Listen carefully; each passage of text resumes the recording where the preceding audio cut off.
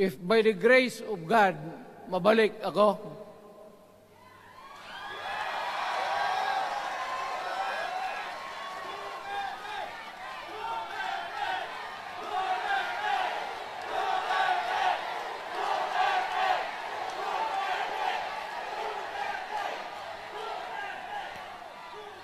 milagro lang naman yan, hindi ba yan totoo?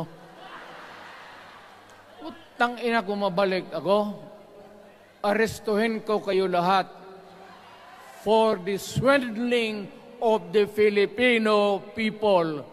You committed fraud. Pinagsayangan ninyo ang pera namin. People's Initiative does not involve buying the vote or the signature of the Filipino. Talagang mga wala kayong prinsipyo, mga putang ina ninyo. Yun naman, baski ano ka, diyan katagal ako, yan, yung sa likod ko, umupo ako diyan. Vice Mayor ako. Diyan, Mayor ako, pinakamatagal. Naging congressman ako. Presidente. Kayo, nagpasok sa Congress, eleksyon, nanalo, SECO. So parang ganito, yung mga, para sa mga balaga, pati lalaki. Pasok niyan, SECO. Paglabas niyan, pagkatapos, Rolex na. Pumunta ng Malacanang, nakatamaraw, paglabas niyan, ng Mercedes-Benz. Busog kayo lahat. Tingnan ninyo yung mga bahay noon ng mga congressman at tingnan ninyo ngayon kung ano kayaman sila, lalo na yung mga bahay nila sa Maynila.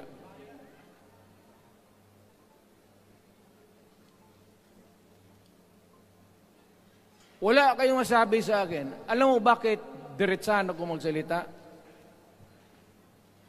Ninipahat, wala ako. Paglabas ko sa Malacanang, lipad ako dito. Pumunta ako sa bahay ko para mag-retire. Ayaw ko sanang bumalik. Ayaw ko na. Matanda na ako. Putang ina, napapandol lang ako dyan eh. Kaya lang, marami akong magandang naisip kanina papunta dito.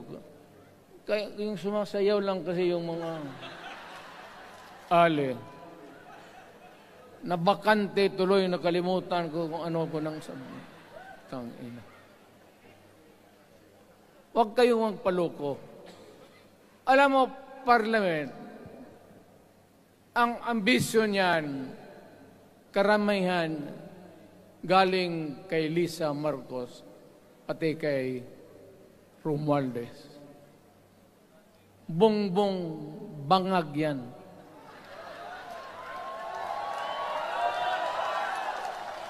That's why sinasabi ko na sa inyo ngayon, si Bongbong Marcos bangag noon, ngayong presidente na, bangag natin ang presidente. Kayong mga military, alam ninyo yan. Lalo na yung nasa Malacanang. Alam ninyo. The Armed Forces of the Philippines, alam ninyo. May drug addict tayo na presidente, putang inang yan. Ayun ang, bakit ako nagkaroon ng kaso ng ICC? Sabi nila, pinapagpatay ko raw yung mga drug pusher at drug addict. Mabutit na lang, wala na ako sa pwesto, baka kasali ka pa. No, Mr. President, pinilit ninyo kami kayo yung sa Bisaya, kinikitoy mo yung Pilipino. You are testing the waters, not even. You are, pushing to the limits ang pasensya ng Pilipino. Huwag na huwag mong gawin yan. Huwag mong gawin yan, huwag mong ituluyan, kaya magkagulo. Pag hindi namin napilitan kayo sa mga rallies, sa aming mga boses, ang sentimento namin, ako'y sinasabi ko sa military, nag-hemorrhage ang bayan, gastos dito ng gastos doon. Tapos kung mag-speech, ang pinag-usapan ang putang inang pobreng Pilipino. Gastos dito, gastos doon. Mga military, maawa kayo sa bayan. Pag hindi namin kaya, gawin na ninyo. Gawin ninyo, kawawa ang Pilipinas. Alam mo, presidente, tapos mag-parliament, tumatakbo ng assemblyman o congressman niya si Sandro, tapos ipasok nila sa assembly, gawain nilang prime minister. Yan nga ang sakit ng Pilipino. You want to perpetuate yourself in power at the expense ng buhay ng bayan. Mabuti sana kung bright kayo. Kung drug addict ka lang naman at may asawa kang hungry for power, tapos may isa itong taga Leyte, gusto siyang mag-prime minister at gawin niya itong bongbong, diyan ka lang, ako ang bahala. Ceremonial president ka na lang. Ako na ang magpatakbo ng bayan sa parliament. Yan ang plano nila. Yan ang hindi talaga matanggap natin. Kalukuhan niyang putang ina. Huwag kayong, alam mo, bakit ako makipag-away ng presidente? Marami siyang sundalo.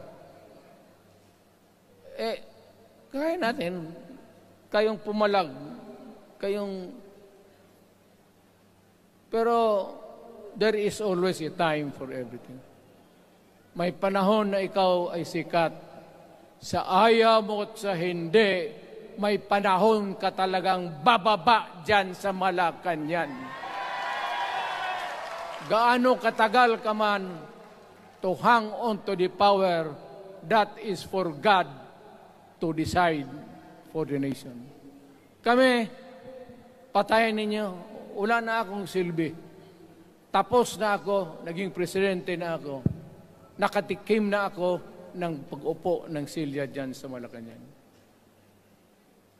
Ganoon na lang ang ang alaga ko sa bayan.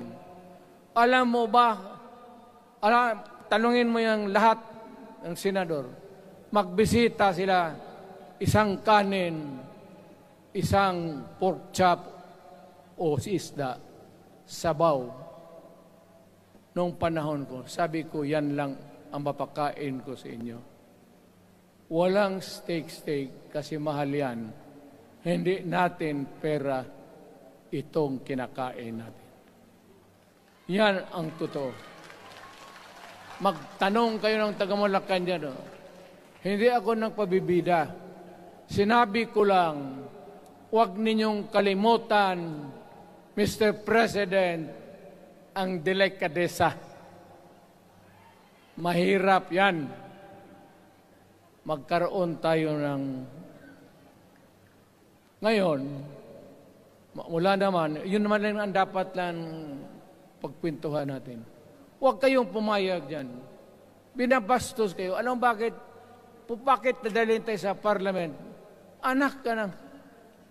So pag doon, kontrolado na nila, pati yung anak na assured na maging... Yan nga ang mahirap eh. Lahat na maging presidente,